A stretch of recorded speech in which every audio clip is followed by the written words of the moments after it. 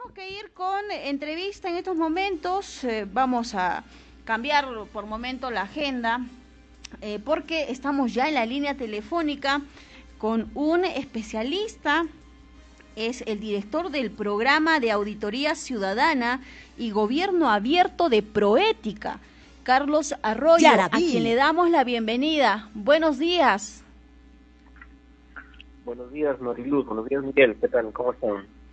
Proética se ha caracterizado siempre de ver temas y luchar contra la corrupción, que es uno de los males que lamentablemente arrastramos por varios años, por décadas, y este bicentenario, el reto es buscar una verdadera lucha, ¿no? Concretar una verdadera lucha contra la corrupción que, según ustedes resaltan, y es cierto, la corrupción nos quita oportunidades de desarrollo personal, familiar y genera desigualdades en varios aspectos. Ustedes, como Proética, han establecido o han trabajado respecto a recomendaciones que debería de tomar el gobierno que va a juramentar en unos días.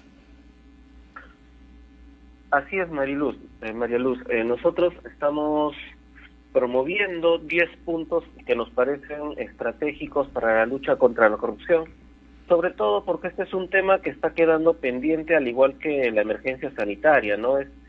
Ayer Ipsos sacó una encuesta, y la encuesta esta, por ejemplo, demuestra que el 42%, es decir, casi la mitad de la población, sigue teniendo una prioridad porque el gobierno que está ingresando se afronte con dedicación a la lucha contra la corrupción, ¿no?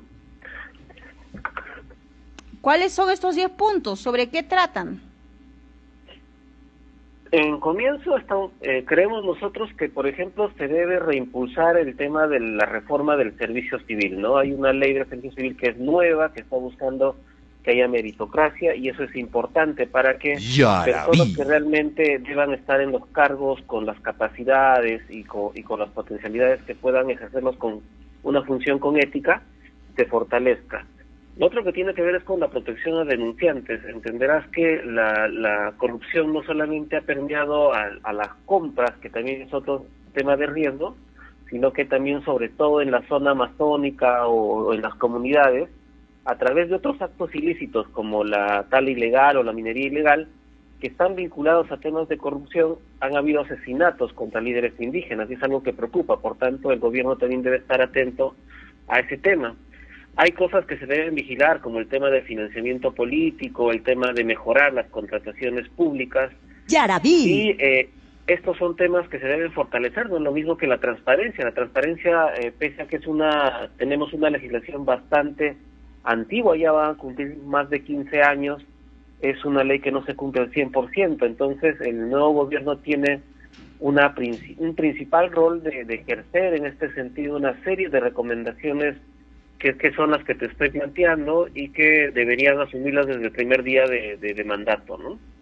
Señor Arroyo, con el buenos días del caso, pero ¿cómo realmente podemos hacer efectivo estos cambios en nuestro país? Sabemos, ¿no?, por lo que hemos estudiado también en su momento, que un mal endémico en nuestro país es justamente la corrupción, y en muchas oportunidades hasta creo que lo hemos normalizado, ya nos hemos acostumbrado a vivir prácticamente en estos actos de corrupción. Estamos a puertas de ingresar una nueva gestión, y uno de los principales poderes del Estado está, no desde ahora, sino desde mucho antes, en el ojo de la tormenta, ¿no? Y en el ojo de la crítica pública, porque es increíble que una institución donde tenemos 130 congresistas hayan más de 4.000 trabajadores. Es decir, prácticamente se crean puestos de trabajo para los amigos, para los allegados, para los que apoyaron en la campaña política, y se utilizan bienes del Estado finalmente, ¿no? Es por eso que vemos en instituciones públicas las oficinas totalmente repletas de personal, y que a veces en ambientes bastante pequeños. Entonces, ¿cómo realmente hacer efectiva esta lucha contra la corrupción? para poner en ejemplo ese caso, Miguel, Yarabí. por ejemplo, ¿no? Estamos, como les planteaba, es que hay una ley servir que no se está queriendo implementar en toda la medida posible. Justamente uno de los especialistas a los que consultamos nos decía que esta reforma, para que haya mejor una meritocracia mucho más contundente en el aparato estatal, es que tiene que haber voluntad política. Nos hemos dado cuenta en el tiempo que algunas instituciones han decidido ponerse al lado de esta ley que tiene que ver con el servicio civil, ¿no? Por ejemplo, está el mismo Congreso, como lo has planteado, no quiere pertenecer a esta nueva ley, donde se puede formar pues toda una carrera pública. Ni el Congreso, donde ni el Poder Judicial, se ha empezado a sacar a diversos sectores. Entonces, ¿para qué tenemos estas normas, no? Entonces, la intención es que con bastante voluntad política, que es lo que se espera del nuevo gobierno, y además también del Congreso, puedan entrar todos en una misma sintonía. Por tanto, parte de esto tiene que ver con cuestiones netamente de voluntad política, y es lo que estamos buscando, ¿no? Que tanto el presidente y los actuales congresistas se puedan comprometer con este tipo de reforzamientos a normas y puedan reencauzar, en este caso, del servicio público, porque es importante. O sea, hay necesidad de que se reduzca personal, hay necesidad de que gente realmente que tiene las capacidades esté en estos cargos, y hay necesidad que los cargos de confianza dejen de ser no solo por el amiguismo, sino también comprometan capacidades y cualidades de los funcionarios públicos para que cumplan su rol como debe de ser, ¿no? Pero ¿cómo podemos iniciar esta lucha contra la corrupción? El carácter punitivo ya lo tenemos, las normas las tenemos, las leyes las tenemos, pero ¿qué confianza puede tener un ciudadano en ir y presentar una denuncia, por ejemplo, de determinado caso de corrupción, si vemos que en el caso de los cuellos blancos del puerto están involucrados integrantes del Ministerio Público, del Poder Judicial? La semana pasada hemos podido observar a través de las redes sociales un informe de cómo se destapa y a la Policía Nacional del Perú para el caso de las asimilaciones, y entendemos que también a veces para poder ingresar a la policía, ¿no? No generalizo, no digo todos, pero hay muchos que pagan su plata para poder ingresar a la Policía Nacional del Perú. Entonces, ¿en qué organismo podemos confiar? ¿Cómo podemos confiar? ¿Cómo podemos realmente los peruanos decir, vamos a salir adelante y vamos a iniciar una verdadera lucha contra la corrupción, cuando, reitero, los entes del Estado, los organismos encargados de luchar contra la delincuencia, la corrupción, por ejemplo, también están inmiscuidos en esta danza? Sí, de eso se trata. Se trata de que la ciudadanía esté en capacidad de denunciar, pero que también los agentes, ¿no? Las agencias de gobierno del Estado que reciben las denuncias estén en capacidad de tener canales adecuados de denuncia y que estos garanticen protección a denunciantes, ¿no? Esa es una de las 10 propuestas que tenemos, que es que se debe fortalecer la capacidad de recibir denuncias y la capacidad de garantizar una protección adecuada al denunciante, porque efectivamente la gente desconfía de sus denuncias, la gente siente que cuando denuncia no le van a hacer caso, y eso es algo que tenemos que cambiar, y la única forma de hacerlo es fortaleciendo la institucionalidad que tenemos y que los organismos que tenemos funcionen de la mejor manera. Hay necesidad de que los cuadros que entren a estos espacios de decisión sean los más idóneos, por eso es que la vigilancia ciudadana siempre es pertinente, ¿no?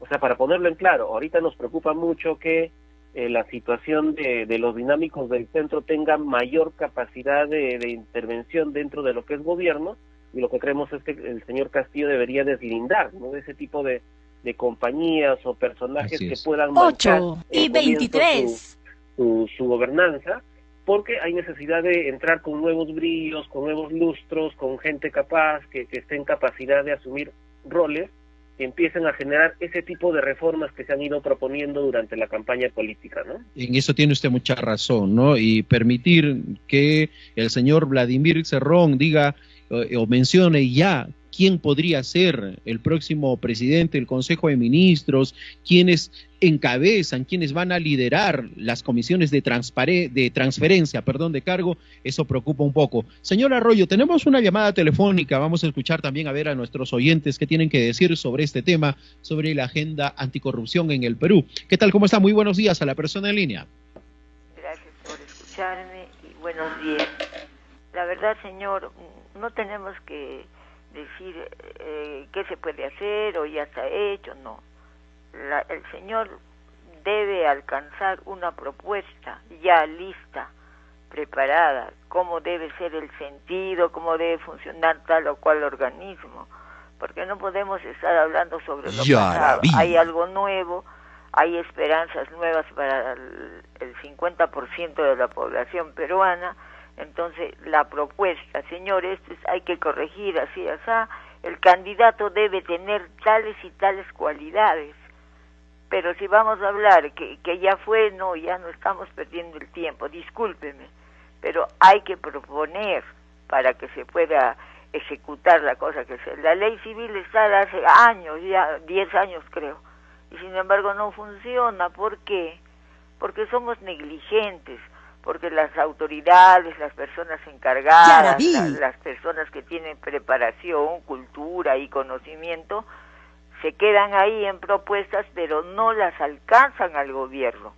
Ahora hay la oportunidad, el señor dice que tiene las puertas abiertas, en fin, hay que proponerle, pues, enseñar al que no sabe. Gracias.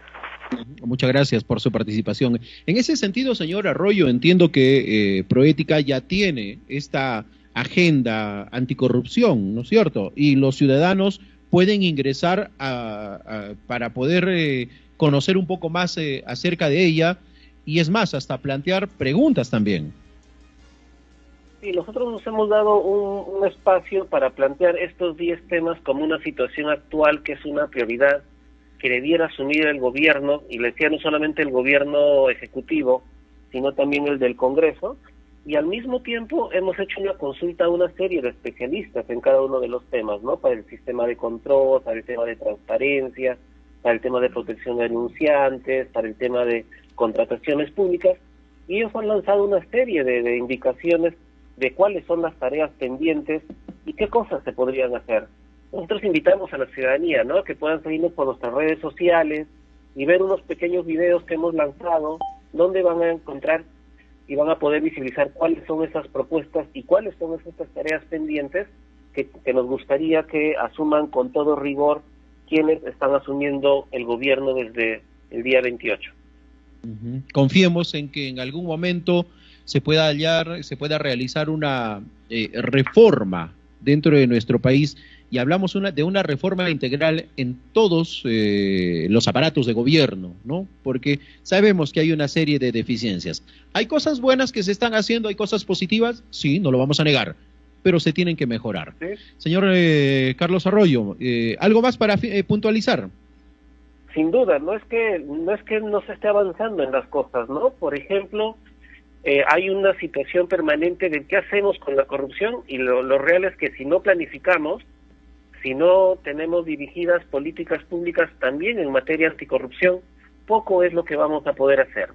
Para tenerlo en línea, ¿no? Nosotros teníamos un Plan Nacional de Integridad y de Lucha contra la Corrupción que fenece este año, el 2021, entonces es una oportunidad también para el nuevo gobierno tener estrategias, planificar las cosas, colocar indicadores que puedan ser medibles en el tiempo y realmente los está cumpliendo.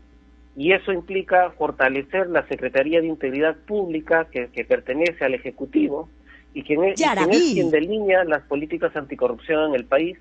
Y eso, la idea es pues que se ejerza tanto a nivel nacional también como a nivel subnacional, en gobiernos regionales y en gobiernos locales. Yo me quedaría con eso, amigos de radio, de radio desde Arequipa, y decirles que la idea es pues que todos podamos sumar, Radio Yarabí, efectivamente. Muy bien. Muchas gracias por su importante participación, y esperemos que todos asumamos responsabilidad justamente en este trabajo de la lucha contra la corrupción. Un fuerte abrazo, señor Carlos Arroyo. Muchas gracias. Gracias, amigos de Radio Yarabí. Hasta pronto.